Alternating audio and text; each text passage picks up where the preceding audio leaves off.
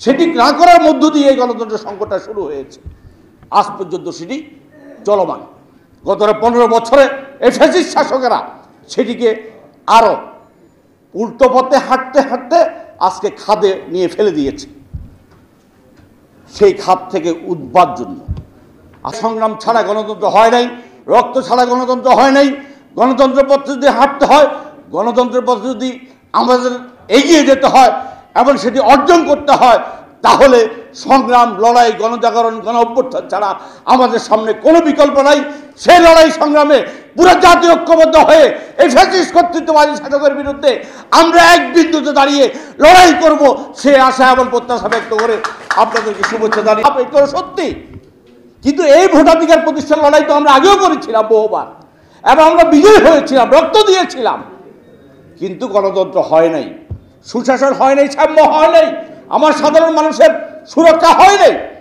তাহলে শুধু ভোটাধিকার প্রতিষ্ঠা করার লড়াই নয়, একই সাথে এই লড়াইয়ের প্রধান, কিন্তু একই সাথে বাংলাদেশের মানুষকে বাঁচাবার জন্য গণতন্ত্রের প্রকৃত রূপটাকে কিভাবে বাস্তবায়ন করা যায়, তার জন্য যে রাজনৈতিক বন্দোবস্ত, রাজনৈতিক প্রস্তাবনা আজকে হাজির করা হয়েছে, সেটিকে আসলে জনগণের মাঝে আমরা পৌঁছাতে পারিনি।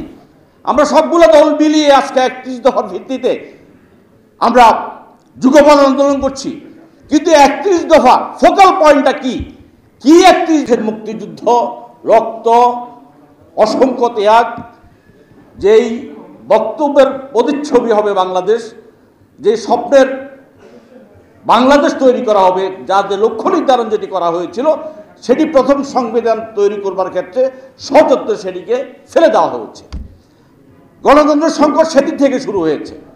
আমরা বাংলাদেশের মুক্তিযুদ্ধে সংগঠিত হবার ক্ষেত্রে যেই বিষয়গুলো ইতিমধ্যে আলোচিত হয়েছে, তারপরে বলছি যে বৈষম্যের বিরুদ্ধে সংগ্রাম করতে গিয়ে, অর্থাৎ বাঙালির যে অধিকার সেটি সংরক্ষিত হয় নাই, বৈষম্যের শিকার করা হয়েছে আমাদের।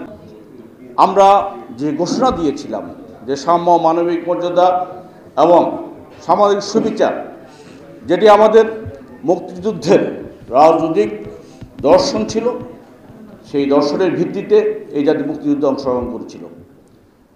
এবং যে আলোচনাটি আজকে এখানে প্রধান করা হয়েছে, গণতন্ত্রের সংকট, 1972 সালে যে সংবিধানটি তৈরি করা হলো, প্রণয়ন করা হলো, সেই সংবিধানে সাম্য, মানবিক মর্যাদা, সামাজিক সুবিচার নামক কোনো শব্দ 72 সংবিধানে, যে লক্ষ্যে যুদ্ধ, যে লক্ষ্যে স্বাধীনতা, শুধু ভূখণ্ড, শুধু মানচিত্র, শুধু পতাকা, এই জন্য বাংলাদেশ স্বাধীনতা সংগ্রাম হয়নি। পতাকা থামো, সেটিকে বদলে দিয়ে স্বাধীন দেশের মানুষের বাঁচবার, তার ন্যূনতম অধিকার সংরক্ষণ করার, তার চিকিৎসা, স্বাস্থ্য, তার ন্যায্য অধিকারগুলো প্রাপ্তি নিশ্চিত করা, অথবা সম্পদের সুষম বন্টন, সম্পদের যে পাইপলাইন দিয়ে ওই বিদেশিরা আমার সম্পদ লুটে নিয়ে যেত, সেই সম্পদ আমার মানুষের কাছে বিলিয়ে দেওয়ার জন্য একটি নতুন শাসনতান্ত্রিক কাঠামো তৈরি করবার কথা ছিল। শুধু কি ভোটাধিকার না, তার সাথে আরো অনেক কিছু আছে। এই গণতন্ত্র কি, কেমন, এটি তাহলে জনগণ পরিষ্কারভাবে বুঝবে আজকের ফ্যাসিবাদ বিরোধী যে লড়াই, সেই লড়াই অতীতের লড়াইয়ের মতো নয়। আজকের ফ্যাসিবাদ বিরোধী যে লড়াই, এই লড়াইয়ের মধ্য দিয়ে ভোটাধিকার প্রতিষ্ঠা হবে, এবং একই সাথে বাংলাদেশের মানুষের যে সাম্য, মানবিক মর্যাদা, সামাজিক সুবিচার, এই 3টি শব্দের মধ্য দিয়ে যে অধিকারগুলো নিশ্চিত হওয়ার কথা, সেগুলো নিশ্চিত হবে। বন্ধুরা, গণতন্ত্রের পথে হাঁটবার